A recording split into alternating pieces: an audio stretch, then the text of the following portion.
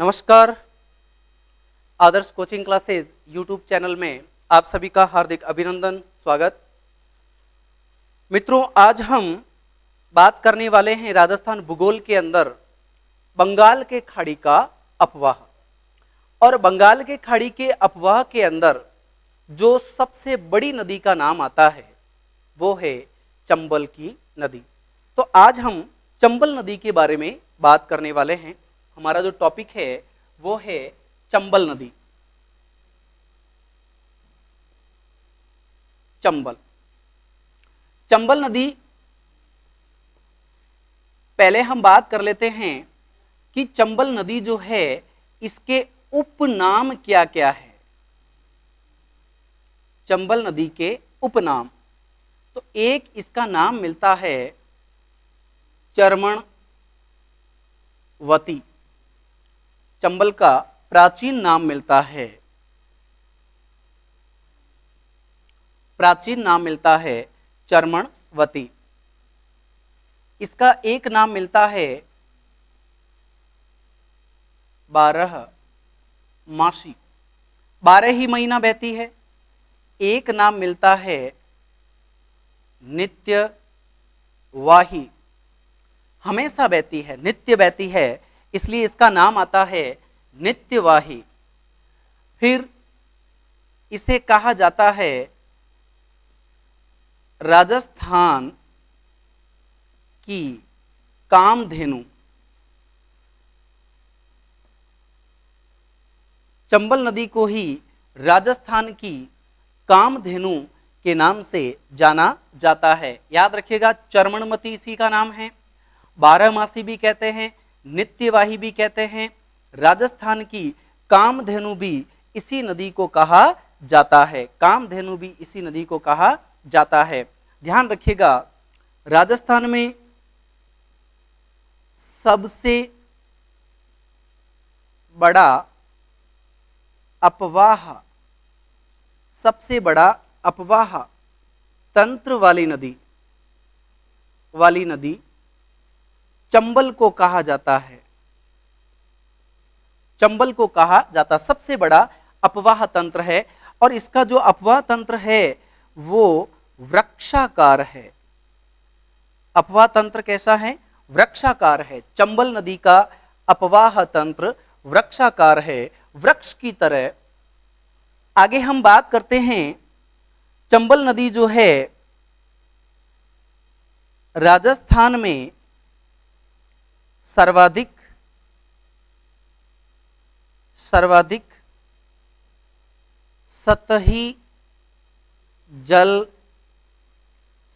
सतही जल प्राप्त करने वाली नदी है। ध्यान रखिएगा, सर्वाधिक सतही जल को प्राप्त करने वाली नदी चंबल नदी को माना गया है। चंबल नदी सतही जल सबसे ज्यादा प्राप्त करने वाली नदी है। पहले हमने बात करी है सबसे बड़ा अपवाह तंत्र है। ध्यान रखिएगा, सबसे बड़ा अपवाह तंत्र है चंबल नदी का। आगे हम बात करते हैं इसी नदी के बारे में। चंबल नदी के बारे में बहुत सारे बढ़िया बढ़िया तथ्य है। जैसे चंबल नदी के उद्गम के बारे में हम बात करें। उद्गम जो है वो जानापाव पहाड़ी,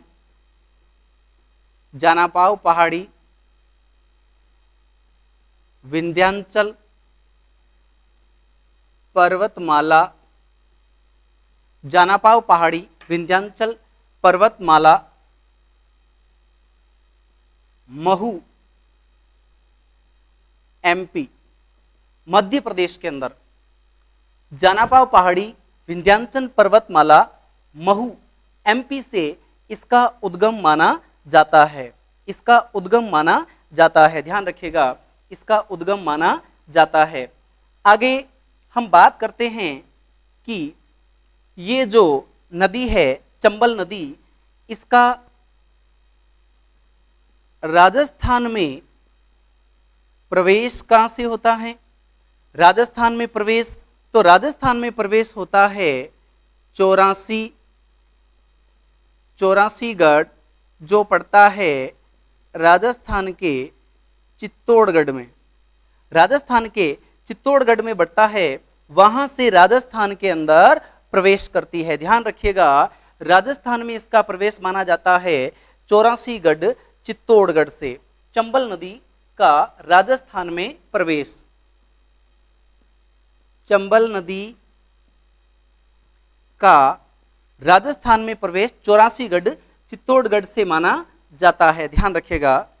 अब बात करते हैं कि ये जो चंबल नदी है राजस्थान के कितने जिलों में बहती है? जिलों में बहती है, तो याद रखिएगा राजस्थान के 6 जिलों में बहती है। कितने जिलों में बहती है? 6 जिलों में बहती है। राजस्थान के 6 जिलों के अंदर चंबल नदी बहती है। 6 जिलों में चंबल नदी बहती है। अब हम बात करते हैं कि वे 6 जिले कौन कौन से होंगे। तो सबसे पहले Chittorgarh number 1, number 2 Kota, number 3 Bundi, number 4 Sawai Madhopur, number 5 Karauli और नंबर 6 पर हो जाएगा धौलपुर। चंबल नदी राजस्थान में सबसे पहले चित्तौड़गढ़ में, सर्वप्रथम चित्तौड़गढ़ में बहती है और अंत में धौलपुर के अंदर बहती है। 6 जिलों में बहने वाली नदी है। राजस्थान की 3 नदियां हैं जो 6 जिलों में बहती है। एक तो हमने पहले पढ़ ली है लूणी नदी, दूसरी हो जाएगी चंबल नदी और तीसरी नदी हो जाएगी बनास नदी। ये तीनों नदियां 6 जिलों के अंदर बहती है। ध्यान रखिएगा, तीनों नदियां 6 जिलों के अंदर बहती है। हम बात कर रहे हैं चंबल नदी के बारे में कि चंबल नदी का प्रवेश सर्वप्रथम चित्तौड़गढ़ से होता है। चित्तौड़गढ़ के अंदर एक स्थान पड़ता है चौरासीगढ़। चौरासीगढ़ से राजस्थान में प्रवेश, फिर कोटा, बूंदी, सवाई माधोपुर, करौली और धौलपुर जिलों में बहती हुई अंत में यूपी में चली जाती है। यूपी के अंदर चली जाती है और यूपी में जाने के बाद में आपको ध्यान रखना है मुरादगंज, इटावा, यूपी के अंदर मुरादगंज इटावा यूपी के अंदर यमुना में मिल जाती है। यमुना में मिल जाती है या यमुना के अंदर इसका समापन हो जाता है। ध्यान रखिएगा, चंबल का जो समापन की अगर हम बात करें तो मुरादगंज इटावा यूपी के अंदर यमुना में जाकर के चंबल नदी अपना पानी डाल देती है। चंबल में अपना पानी डाल देती है। ध्यान रखिएगा, राजस्थान की 3 नदियां अपना पानी यमुना के अंदर सीधा डालती है। मैंने पहले भी बता रखा है, सबसे ऊपर रहेगी बाणगंगा, उसके बाद में गंभीर और तीसरी नदी है चंबल। ये तीनों नदियां अपना पानी सीधा यमुना के अंदर उड़ेलती है। ध्यान रखिएगा, ये तीनों नदियां अपना पानी सीधा यमुना के अंदर उड़ेलती है। आगे बात करते हैं हम चंबल नदी के बारे में।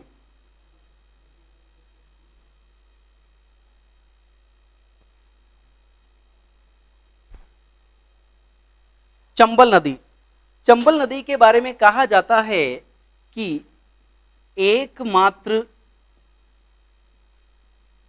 चंबल नदी ही अंतर राज्यीय सीमा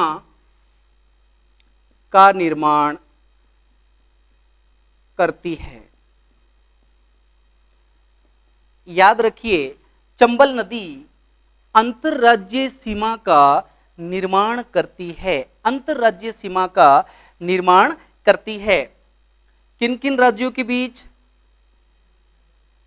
राजस्थान प्लस एमपी पहले तो इसके साथ सीमा बनाती हैं, उसके बाद में राजस्थान प्लस यूपी। तो याद रखिएगा, एमपी के साथ भी अंतर्राज्यीय सीमा बनाती है और यूपी के साथ भी अंतर्राज्यीय सीमा बनाती है चंबल नदी। चंबल नदी, ये ध्यान रखने वाली बात है।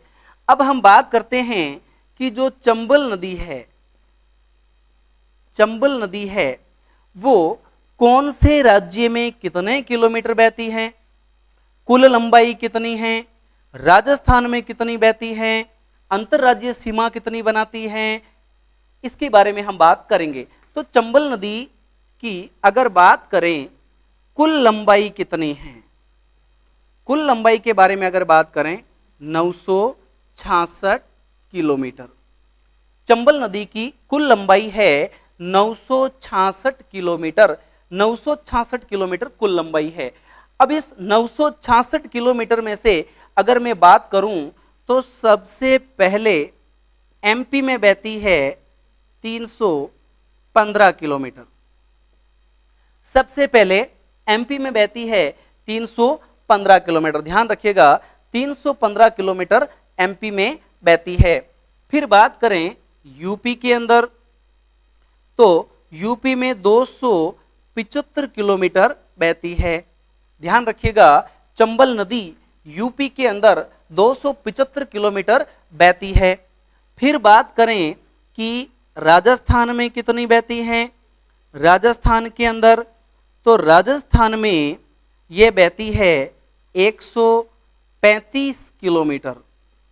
चंबल नदी राजस्थान में 135 किलोमीटर बहती है। ध्यान रखिएगा, 135 किलोमीटर बहती है। अब हम बात करें कि ये अंतरराज्यीय सीमा कितने किलोमीटर बनाती है।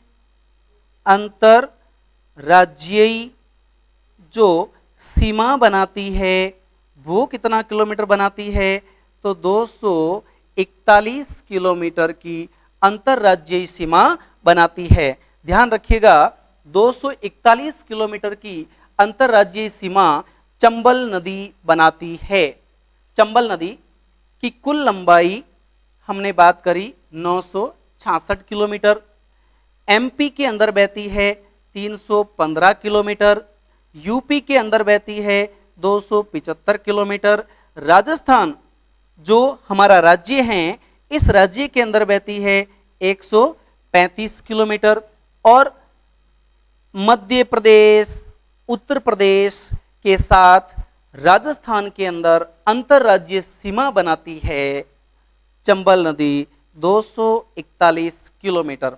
इस तरीके से इन सब का योग हो जाता है कुल योग के बराबर 966 किलोमीटर। याद रखिएगा, चंबल नदी अपने उद्गम स्थान जनापाव पहाड़ी से लेकर के यमुना तक, यमुना में जहां उसका समापन होता है वहां तक टोटल लंबाई 966 किलोमीटर मानी जाती है। ध्यान रखिएगा। आगे बात करते हैं हम चंबल नदी के बारे में।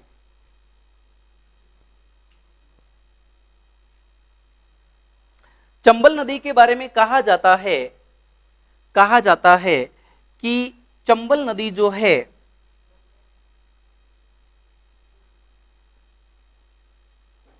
चंबल नदी जो है इसमें एक विशेष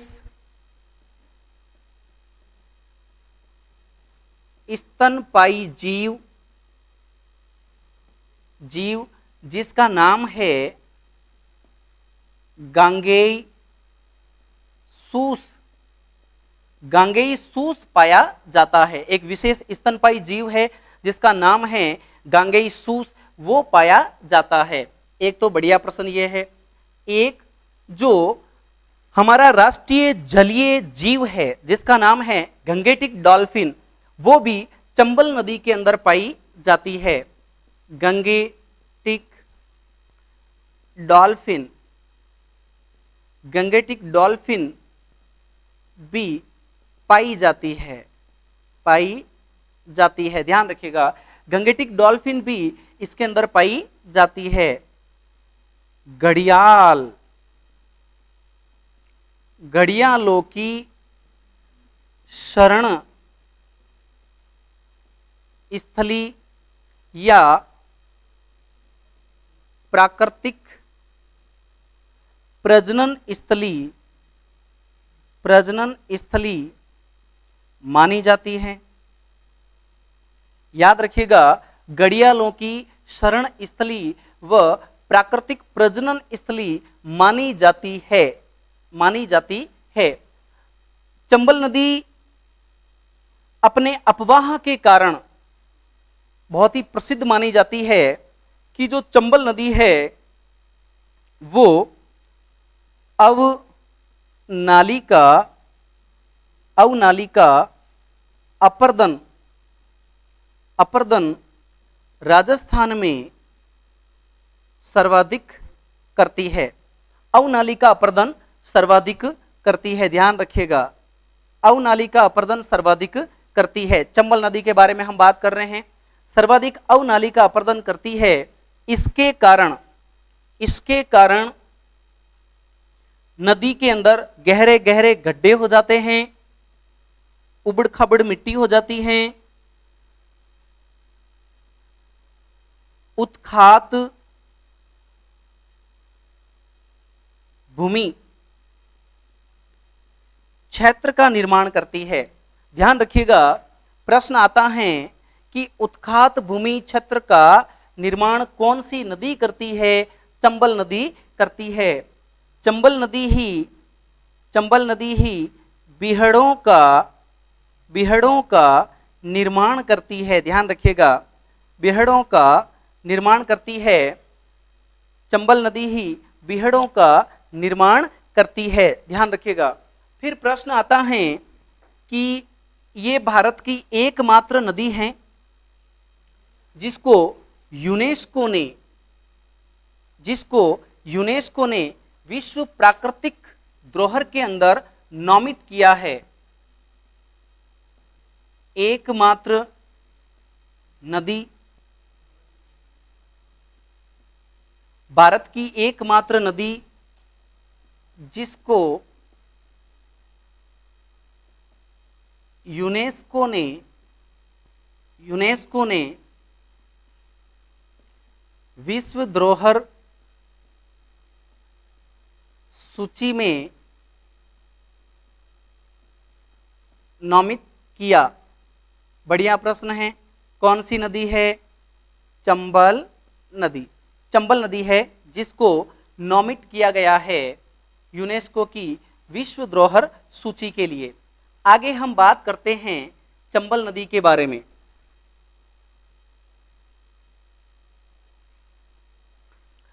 चंबल नदी के बारे में कहा जाता है कि चंबल नदी एक त्रिवेणी संगम बनाती है, त्रिवेणी संगम बनाती हैं।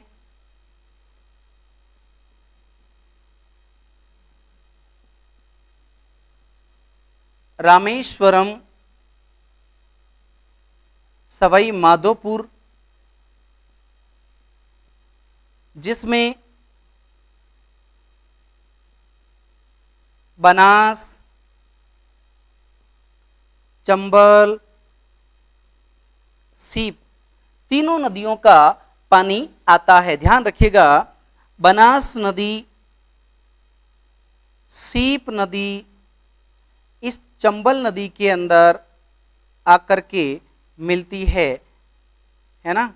इस प्रकार से एक त्रिवेणी संगम जो है वो तैयार होता है रामेश्वर के अंदर, रामेश्वरम या आप इसे खंडार भी कह सकते हैं, रामेश्वरम या खंडार के अंदर जो सवाई माधोपुर में पड़ता है। चंबल नदी जो है उसके अंदर शीप नदी और बनास नदी आकर के गिरती है और त्रिवेणी संगम का निर्माण होता है। ध्यान रखिएगा, इस रामेश्वरम को मीणा समुदाय का या मीणा जनजाति का कुंभ माना जाता है। मीणा समुदाय का कुंभ का मेला जो है वो रामेश्वरम में माना जाता है। ये भी अच्छा प्रश्न है, ये प्रश्न भी चंबल नदी से ही रिलेटेड है, ध्यान रखिएगा, चंबल नदी। आगे हम बात करते हैं चंबल नदी के बारे में। चंबल नदी का एक छोटा सा मैप बना लेते हैं हम लोग, ताकि समझने में थोड़ा आसानी रहेगा।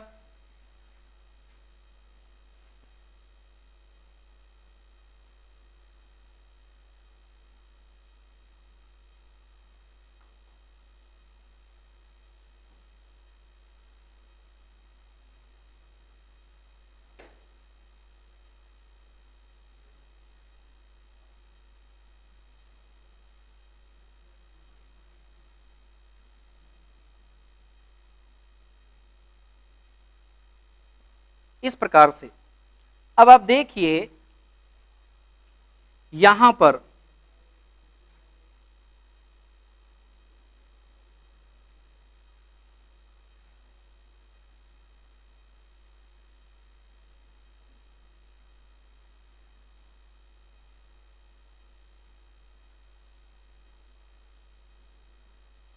ये झालावाड़ है,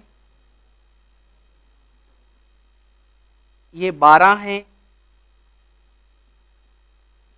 ये बूंदी है और ये कोटा है। और ये वाला जो क्षेत्र है ये चित्तौड़ के अंदर आता है। भैंसरोडगढ़ वाला क्षेत्र चित्तौड़ में आता है, ध्यान रखिएगा। इसको थोड़ा मैं इस तरीके से बना दूं।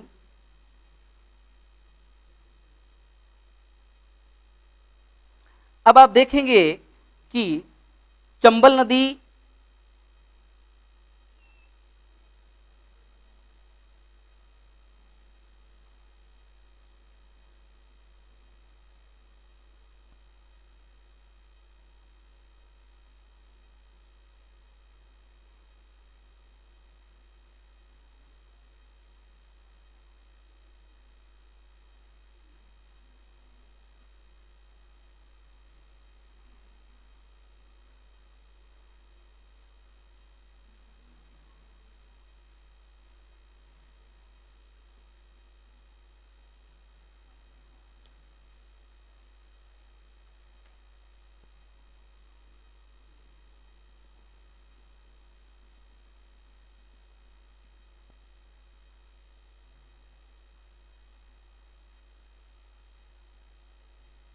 ये जानापाव पहाड़ी है,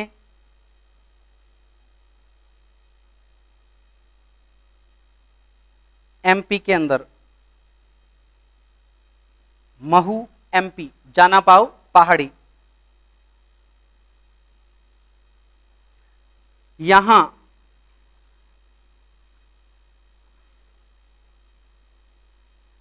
राजस्थान में प्रवेश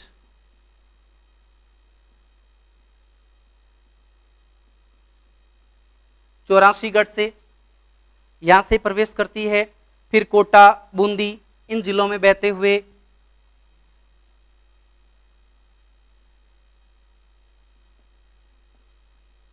ये सवाई माधोपुर वाला क्षेत्र है,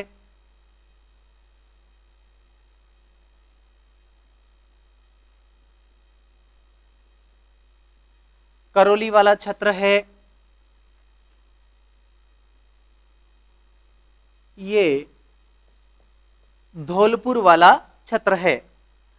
अब आप देखिए, राजस्थान के चित्तौड़गढ़ में, कोटा में, बूंदी में, सवाई माधोपुर में, करौली में और धौलपुर में 6 जिलों के अंदर चंबल नदी बहती है। 6 जिलों में चंबल नदी बहती है। अब इस पर प्रश्न बनता है, एक तो यहां पर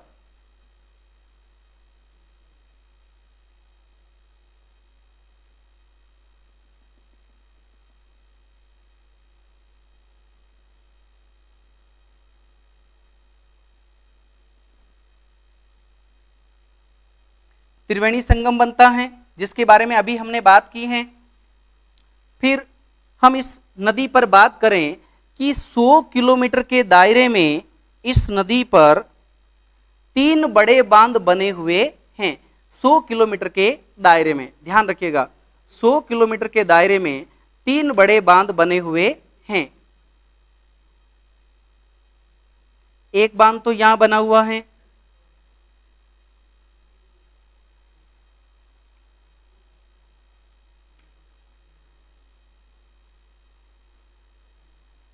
दूसरा बांध यहां बना हुआ है,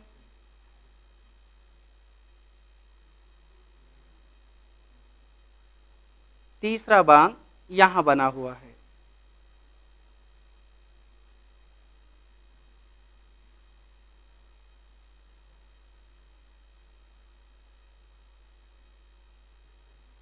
ये बांध, एमपी में जो बांध बना हुआ है उसका नाम है गांधी सागर। चंबल नदी पर बना हुआ है, ध्यान रखिएगा, नदी का नाम चंबल है। चंबल नदी पर बना हुआ है गांधी सागर, एमपी के अंदर गांधी सागर बना हुआ है, एमपी के अंदर चंबल नदी पर। फिर हम दूसरे नंबर पर बात करते हैं राणा प्रताप सागर। राणा प्रताप सागर बना हुआ है रावत भाटा, चित्तौड़गढ़। चित्तौड़गढ़, याद रखिएगा, लगभग 113 वर्ग किलोमीटर में फैला हुआ है राणा प्रताप सागर। 113 वर्ग किलोमीटर में फैला हुआ है राणा प्रताप सागर। भराव क्षमता के आधार पर राजस्थान का सबसे बड़ा बांध है। भराव क्षमता के आधार पर राणा प्रताप सागर बांध सबसे बड़ा बांध है, ध्यान रखिएगा, जो चित्तौड़गढ़ के अंदर है, रावत भाटा, चित्तौड़गढ़। इस रावत भाटा के किनारे ही, रावत भाटा के किनारे ही राजस्थान का पहला परमाणु संयंत्र स्थापित किया गया है।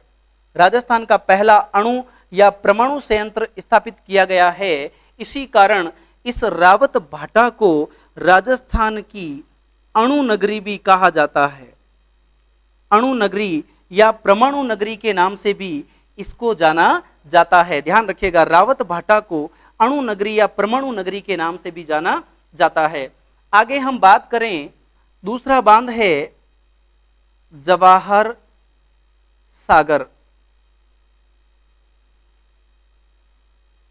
जवाहर सागर, ध्यान रखिएगा, हम बात कर रहे हैं जवाहर सागर के बारे में। जवाहर सागर बना हुआ है कोटा। जवाहर सागर बना हुआ है कोटा। और तीसरा जो बांध है वो बना हुआ है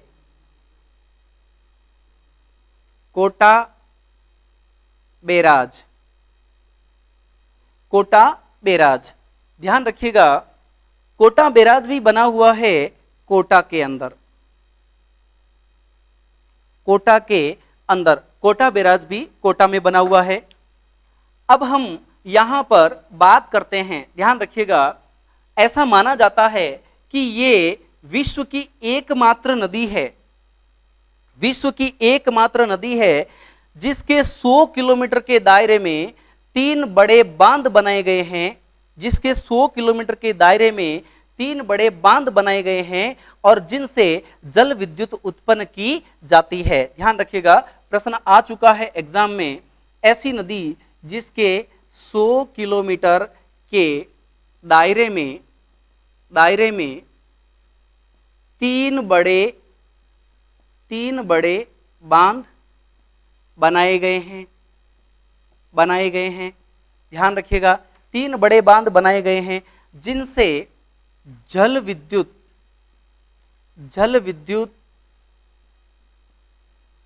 उत्पन्न की जाती है। ध्यान रखिएगा, जल विद्युत उत्पन्न की जाती है। ध्यान रखिए, चंबल नदी, यहां मैं बात कर देता हूं रामेश्वरम धाम, जो कि सवाई माधोपुर में पड़ता है, वहां पर त्रिवेणी संगम बनाती है। यहां से नदी आती है बनास, यहां से नदी आती है सीप, और ये नदी है चंबल। तो बनास, चंबल, सीप, आप इस त्रिवेणी संगम को इस तरीके से याद रख सकते हैं, बचसी रामेश्वरम सवाई माधोपुर, बचसी रामेश्वरम सवाई माधोपुर।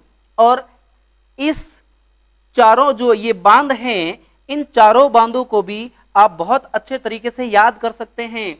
बहुत ही साधारण ट्रिक की सहायता से आप याद कर सकते हैं। जैसे ये हो गई चंबल नदी। अब इस चंबल नदी पर आप देखिए, जो पहला बांध बना है वो है गांधी सागर, जो दूसरा बांध बना है वो है राणा प्रताप सागर, जो तीसरा बांध बना है वो है जवाहर सागर, और जो चौथा बांध बना है वो है कोटा बैराज। ठीक है, क्रम याद रखना है। ये दक्षिण से उत्तर की ओर का क्रम है, यह है दक्षिण और यह है उत्तर। याद रखिए, चंबल नदी राजस्थान में दक्षिण से उत्तर की ओर बहती है। ध्यान रखिएगा, चंबल नदी राजस्थान में दक्षिण से उत्तर की ओर बहती है। राजस्थान में दो ऐसी नदियां हैं, ध्यान रखिए, जिनका प्रवेश दक्षिण से होता है। एक नदी माही, जो खंबात की खाड़ी में गई थी, दूसरी नदी चंबल, जिसका प्रवेश भी दक्षिण से होता है। ध्यान रखिए, चंबल दक्षिण से उत्तर की ओर बहती है। अब हम बात कर रहे, वापस इस ट्रिक पे आ जाते हैं कि इसको कैसे याद रखना है। बिल्कुल सिंपल ट्रिक है, बहुत ही अच्छे तरीके से इसे याद रखा जा सकता है। जी, यह है आर, यह है जे, यह है के। तो आप इसे इस तरीके से याद कर सकते हैं, घर ज के, है ना, इस तरीके से आप याद कर सकते हैं। या फिर आप इसे ऐसे याद कर सकते हैं, घ र जा के, है ना, इस तरीके से आप इसे याद कर सकते हैं। घर जाके क्या करना है, चंबल के बांधों को पढ़ना है। इस तरीके से आप इसको बिल्कुल सिंपल तरीके से, बहुत ही आसान तरीके से याद कर सकते हैं। अब हम बात करते हैं कि चंबल जो नदी है, इसका समापन, तो इधर से एक नदी आती है, इस नदी का नाम है यमुना। यमुना नदी के अंदर, यमुना नदी के अंदर चंबल नदी जो है अपना पानी डालती है। ध्यान रखिएगा, कहां जाकर के, मुरादगंज इटावा यूपी के अंदर, मुरादगंज इटावा यूपी के अंदर जाकर के ये नदी अपना पानी चंबल नदी में डालती है, सॉरी यमुना नदी में डालती है। चंबल अपना पानी यमुना के अंदर डालती है, यमुना अपना पानी गंगा नदी के अंदर इलाहाबाद में जाकर के डालती है। ध्यान रखिएगा। तो ये तो हमने एक सामान्य वे के अंदर चंबल नदी के बारे में बात की है। अब अगले भाग के अंदर हम बात करने वाले हैं कि चंबल नदी की कौन कौन सी सहायक नदियां है। तो आगे अगले पार्ट को देखने के लिए चंबल का पार्ट 2 भी आप जरूर देखिएगा। बहुत बहुत धन्यवाद, नमस्कार।